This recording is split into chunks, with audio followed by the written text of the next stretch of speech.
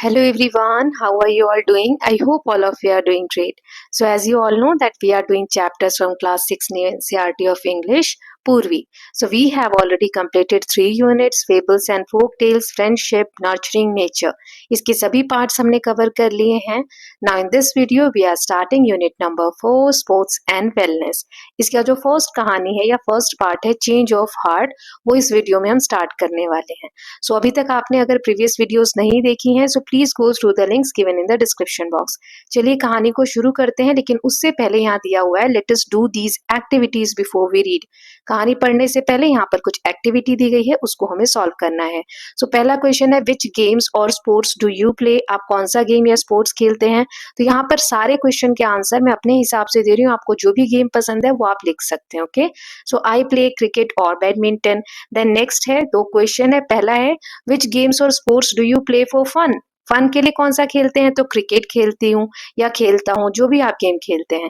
Then which games और sports do you play for competition, competition के लिए so I participate in cricket tournament at school for competition. Now next है how do you feel when you lose or win, जब आप जीतते हैं हारते हैं तो आपको कैसा फील होता है। So when I win I feel excited and proud of my team's performance, and when I lose I feel a bit disappointed but I remind myself that it's just a game and I try to improve for next time. जब जीतते हैं तब तो excited होते हैं, proud feel होता है team के ऊपर, लेकिन जब हारते हैं तो हमें थोड़ा सा डिसअपॉइंटमेंट होता है, थोड़े दुखी होते हैं, लेकिन फिर खुद को समझा लेता हूँ या लेती हूँ कि ये एक जस्ट गेम है, नेक्स्ट टाइम और इम्प्रूव करके फिर अच्छा खेलने की कोशिश करेंगे। Then work in pairs, tick the correct meaning of the following, सही मीनिंग पे हमें टिक करना है। पहला है फ्रेंडली मैचेस, फ्रेंडली मैचेस क्या होता है, matches played to win a trophy और matches played without competition, so इसमें कोई कॉम्पिटिशन नहीं होता, सेकेंड वाला सही है। देन ओपोनेंट मीन्स क्या होता है, someone who you compete with or someone you want to be a partner with. कौन होता है अपोनेंट, जिसके साथ हम compete करना चाहते हैं, मतलब कंपटीशन करना चाहते हैं। टैली ऑफ मार्क्स क्या होता है, final marks on a report card or record of points in a game of match, जब हम गेम या मैच में पॉइंट्स को रिकॉर्ड करते हैं तो उसे हम कहते हैं tally of marks. Then sporting spirit क्या होता है, गेम के प्रति एक जो स्पिरिट है वो कैसी होनी चाहिए, following all rules in a game, being fair and respecting each player in a game, second वाला सही है, being fair and respecting each other in a game. Okay, so ये क्वेश्चंस हमने कर लिए। चलिए कहानी का फर्स्ट पार्ट देख लेते हैं। यहाँ पर एक बच्चे की बात हो रही है जिसका नाम है प्रभात। प्रभात always wanted to win. His parents, teachers and friends said that he did not know how to accept defeat. Defeat मतलब क्या होता है, लॉस, हार जाना। प्रभात हमेशा जीतना चाहता था।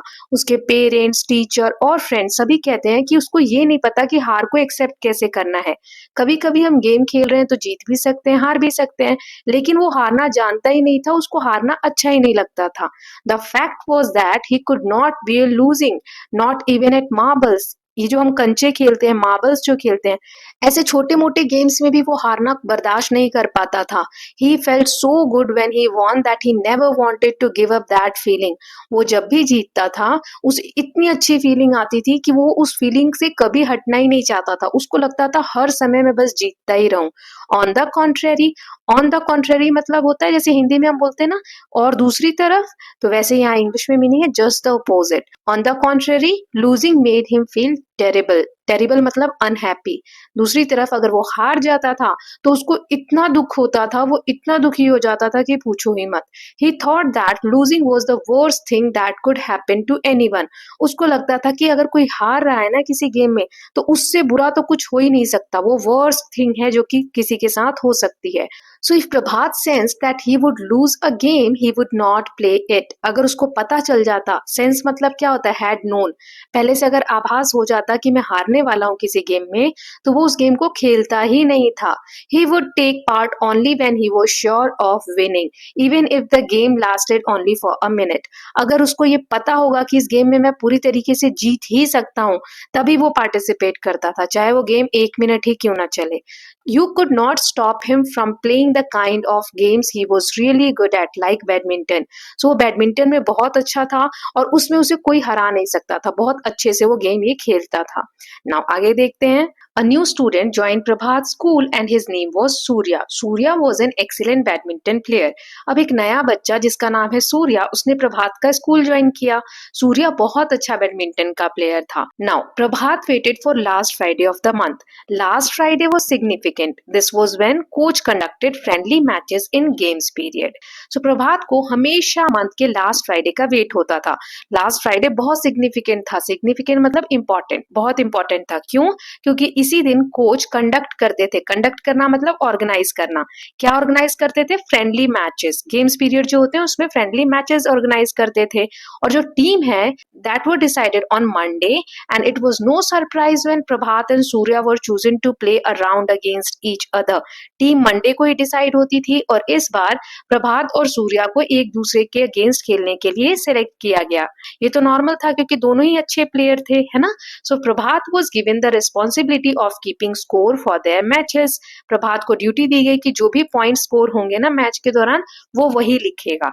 Then what happened? On one hand, Prabhat prepared for the match with great seriousness. Surya, on the other hand, seemed relaxed, not taking the thing seriously at all. He walked about whole time, smiling and cracking jokes about all sorts of thing. तो एक तरफ तो प्रभात है जो बहुत serious ले रहा था मैच को. वो पूरी अच्छी तरीके से प्रिपरेशन कर रहा था क्योंकि हमने अभी देखा वो हारना नहीं चाहता था. और दूसरी तरफ सूर्या बिल्कुल चिल, जब देखो इधर उधर टहल रहा है, हंसी मजाक कर रहा है, जोक्स क्रैक कर रहा है ना. और बिल्कुल भी सीरियस नहीं था. But on Friday at badminton court Surya was a real phenomenon. वैसे तो सूर्या बहुत रिलैक्स रहता था, चिल रहता था, लेकिन जिस दिन मैच हुआ उस दिन वो बैडमिंटन कोर्ट में जहां बैडमिंटन खेलते हैं वहां फिनोमिनन था. फिनोमिनन क्या होता है? Someone who has special qualities, जो बहुत ही निपुण हो अपने काम में, स्पेशल क्वालिटीज हो उसके पास. तो इस तरीके से बैडमिंटन खेल रहा था जैसे वो पूरा प्रो है, बहुत अच्छा उसको आता है. He won points again and again, laughing and joking all the time. हर वक्त पॉइंट्स बनाते जा रहा था और साथ साथ वो हंस भी रहा था, हंसी मजाक भी कर रहा था. ऐसा नहीं कि वो सीरियस दिख रहा था. However, Surya was paying so little attention to the match that Prabhat managed to change the scoreboard while his opponents were looking elsewhere. Surya जो है वो मैच को एंजॉय करके खेल रहा था. उसका ध्यान ही नहीं था कि कौन क्या कर रहा है क्या नहीं, बस वो एंजॉय कर रहा था. लेकिन प्रभात ने क्या किया? जैसे ही देखा कि सूर्या का ध्यान इधर उधर है और बाकी के ओपोनेंट्स इधर उधर ध्यान दे रहे हैं, तो उसने क्या किया? जल्दी से स्कोरबोर्ड का मार्क्स चेंज कर दिया, क्योंकि स्कोरबोर्ड पे नंबर लिखना उसी को ड्यूटी दी गई थी. तो उसने पूरे पॉइंट्स चेंज कर दिए. So Prabhat manage to win by cheating. He made a big thing of his win, but it did not matter to Surya. Prabhat ने अपनी जीत को इतनी बड़ी चीज बना दिया कि उसने चीटिंग करके आखिर जीत ही लिया मैच को. लेकिन सूर्या को इसका कोई फर्क ही नहीं पड़ रहा था. It's been fun, we should play again some other time, said Surya. जबकि सूर्या हार गया था, लेकिन मैच खत्म होने के बाद उसने प्रभात को क्या बोला कि आज का मैच बहुत ही अच्छा था, फन था, हमें ऐसे मैचेस बार बार खेलने चाहिए, तो हम फिर से खेलेंगे थोड़े समय बाद. नाउ कुछ क्वेश्चंस हैं, देख लेते हैं, फिर आगे रीड करेंगे. So let us discuss. True false बताना है ये statement. Prabhat would accept losing to anyone else.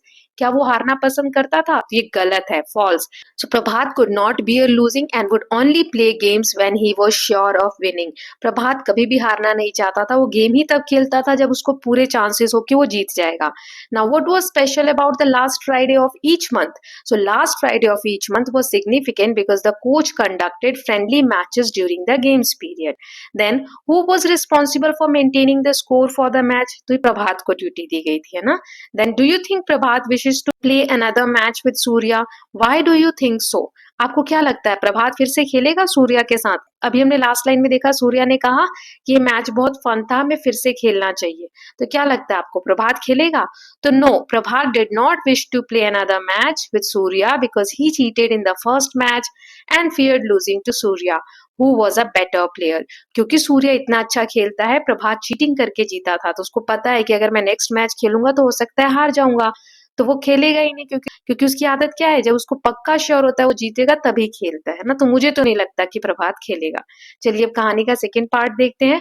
On that day everyone was discussing their game and how Prabhat had played so well. उस दिन सभी बच्चे यही डिस्कस कर रहे थे कि प्रभात ने कितना अच्छा मैच खेला, कितना अच्छा आज का गेम था। Surprisingly Prabhat could not sleep well that night, लेकिन प्रभात को उस रात अच्छे से नींद नहीं आई। He had won the game, but he had not feel as happy as he usually did. जितना वो रोज खेल के जीत के खुश होता था, उतना वो आज खुश नहीं था जबकि वो जीता था। What was surprising was that Surya did not feel bad about losing. What was more surprising was the Prabhat saw Surya playing basketball the next day. लेकिन इससे भी ज्यादा सरप्राइजिंग क्या था? प्रभात एक तो उदास है, वो तो ठीक है क्योंकि वो चीटिंग करके जीता था, उसको ऐसा फील हो रहा होगा इसलिए उदास था। दूसरी तरफ सूर्य हारने के बाद भी बुरा फील नहीं कर रहा था और वो खुश था। और दूसरा सरप्राइज तो प्रभात को तब मिला जब उसने नेक्स्ट डे देखा कि सूर्य बास्केटबॉल खेलने का ट्राई कर रहा है। Surya was so hopeless at it that he could not score a basket for 10 minutes. 10 minute तक खेलने के बाद भी सूर्य एक भी स्कोर नहीं कर पाया, बास्केट में बॉल नहीं डाल पाया एक बार भी। होपलेस मतलब क्या होता है? Having no skill in something, कि बिल्कुल ही नहीं आता था उसको बास्केटबॉल खेलना। Yet he enjoyed playing the game. His happy smile never left his face. वो स्कोर नहीं कर पा रहा था, बास्केट में बॉल नहीं डाल पा रहा था, पॉइंट स्कोर नहीं कर पा रहा था, लेकिन फिर भी वो गेम को एंजॉय कर रहा था और हर वक्त स्माइल कर रहा था। सो प्रभात kept a close watch on Surya for some days. kept a close watch on मतलब ऑब्जर्व करना। प्रभात थोड़े दिनों के लिए सूर्या को ऑब्जर्व करने लगा कि आखिर सूर्या करता क्या क्या है। So he was great at some things, terrible at others, but what was common was the enjoyment. तो प्रभात ने देखा कि सूर्या कुछ चीजें तो बहुत अच्छी करता है, जैसे हमने बैडमिंटन देखा था, लेकिन कुछ गेम्स में वो बहुत टेरिबल है। टेरिबल मतलब बिल्कुल भी उसके पास स्किल नहीं है। फिर भी कॉमन क्या है? कोई भी गेम हो, कोई भी सिचुएशन हो, वो इंजॉय करता है। ही इंजॉयड एवरीथिंग इक्वली, चाहे वो गेम उसको आता हो या नहीं आता हो, वो पूरा इंजॉय करके उसको खेलता है।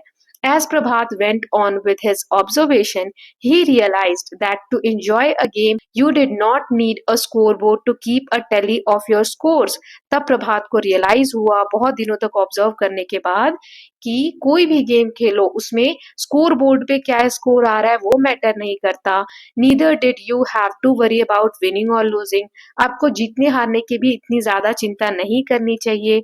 You needed to enjoy the game for its own sake. हम गेम खेल रहे हैं तो हमें बस उसको एंजॉय करना चाहिए। What matters is trying to do well and enjoying every moment of it. जो मैटर करती है चीज वो ये है कि हमें हर मोमेंट उस गेम का एंजॉय करना चाहिए और हैप्पी हैप्पी गेम खेलना चाहिए। Then Prabhat learn something through the observation every day. Soon realizing the change in himself, he had even begun playing hide and seek and felt sad whenever it was about to end. प्रभात भी धीरे धीरे अपने आप को change करने लग गया था अपने ऑब्जर्वेशन के बेसिस पे। उसने रियलाइज किया कि गेम को अब ज्यादा एंजॉय करना है। अब वो छोटे मोटे गेम्स भी खेलने लग गया था, जैसे हाइड एंड सीक भी खेलता था। अब उसमें भी उसको हार से ज्यादा चिंता होती थी कि गेम अब एंड ना हो। एंड नहीं होना चाहिए मतलब अब वो उसको एंजॉय करने लग गया था। He also started joking while playing badminton. Soon the other students started talking amongst themselves. Good fun playing with Prabhat. The fellow definitely has a great sporting spirit. वो भी जोक्स करने लग गया था, बैडमिंटन खेलते वक्त हंसी मजाक करने लग गया था और धीरे धीरे बाकी के बच्चे भी बात करने लग गए थे कि प्रभात बहुत ही अच्छा प्लेयर है, उसके अंदर स्पोर्टिंग स्पिरिट्स बहुत अच्छी है, कि वो जब खेलता है तो जीत हार की परवाह किए बिना रूल्स को फॉलो करता है और अपने साथ वाले को कोई दुख या प्रॉब्लम नहीं पहुंचाता। तो ये थी हमारी कहानी चेंज अ हार्ट। किस तरीके से प्रभात की सोच में बदलाव आया, यही इस कहानी का मेन मोटिव था। Let us discuss. क्वेश्चन है, पहला है, how did Surya feel about playing? Surya को कैसा लगता था गेम के बारे में? So Surya enjoyed playing the games. Whether he won or lost, he had a happy and carefree attitude, focusing on having fun rather than winning. वो जीतने से ज्यादा enjoy करने में, fun करने में विश्वास करता था। Then what was it about Surya that Prabhat observed? प्रभात ने सूर्या के बारे में क्या क्या ऑब्जर्व किया? So he observed that Surya enjoyed the games regardless of the outcome. He was relaxed and cheerful even when he was losing or not doing well at sport. So प्रभात ने observe किया कि सूर्या हर game को enjoy करता है, outcome को ध्यान में नहीं देता। आउटकम यानी जीत रहे हैं या हार रहे हैं वो बात की मैटर है, उस पर वो ज्यादा फोकस नहीं करता, वो बस एंजॉय करता है और हर वक्त रिलैक्स रहता है, चीयरफुल रहता है, चाहे किसी गेम में वो अच्छा हो या ना हो। तो ये कहानी की एक्सरसाइज भी हमने देख ली। So with this students we are done with part 1 of this chapter. हमने इसकी कहानी पूरी रीड कर ली है और कहानी के बीच में जो एक्सरसाइज थी, क्वेश्चंस थे, वो कर लिए हैं। अब इसके बाद की जो एक्सरसाइज है वो नेक्स्ट पार्ट में हम कर लेंगे। So I hope you are loving these videos. If you are doing so please like and share it and don't forget to subscribe Kalyan TV channel for more such videos. Thank you so much.